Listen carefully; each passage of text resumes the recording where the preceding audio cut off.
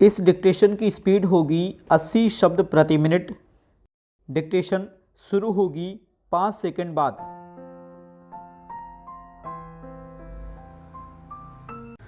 Start. अब सूचना और रेडियो के संबंध में मैं कहूँगा कि सूचना और रेडियो इन दोनों विषयों पर मंत्रालय ने मुझे पूरे ब्यौरे दिए हैं, जिनमें अनेक विशेष बातें हैं।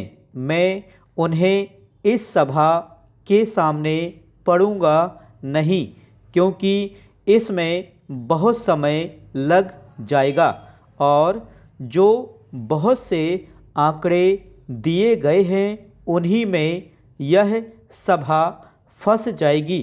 लेकिन इस सभा को उन ब्यौरों को जानना अवश्य चाहिए और मैं मंत्रालय को सुझाव दूंगा कि वह उन्हें इस सभा के सामने और जनता के सामने उचित रूप में रखे, जिससे कि वह समझ सकें कि क्या हो रहा है। मेरा अपना मत रेडियो की व्यवस्था के विषय में यह है कि हमें जहां तक हो सके ब्रिटिश नमूने पर कार्य करना चाहिए।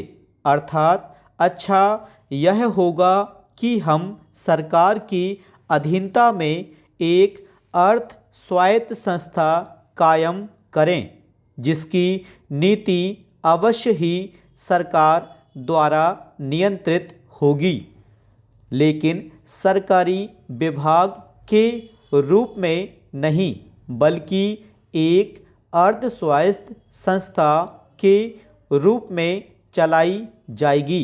मैं यह नहीं सोचता कि ऐसा करना तत्काल संभव होगा। मैंने इस सभा से केवल इसकी चर्चा की है। मेरा ख्याल है कि हमारा उद्देश्य यही होना चाहिए, चाहे हमारे सम्मुख बहुत सी कठिनाइयाँ क्यों ना हो।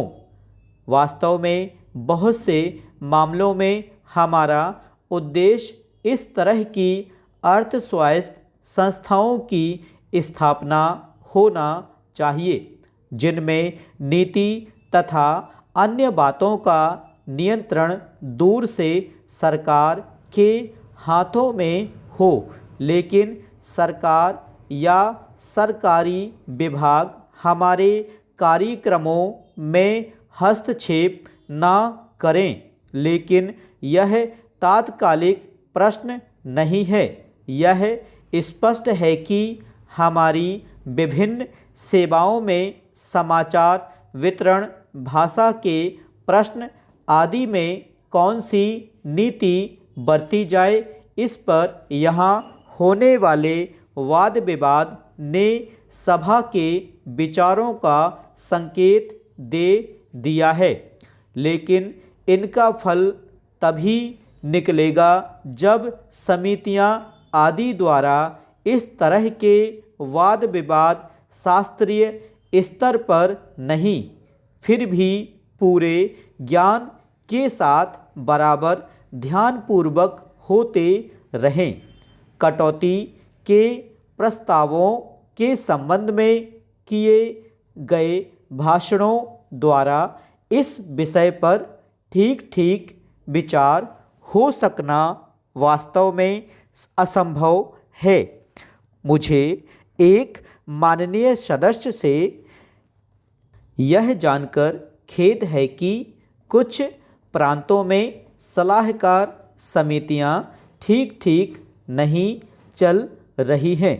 मैंने समझा था कि रेडियो के संबंध में यह आवश्यक है कि ऐसी समितियां जल्द काम करती रहें, उनसे सलाह ली जाए और उन्हें बताया जाए कि क्या हो रहा है। स्टॉप।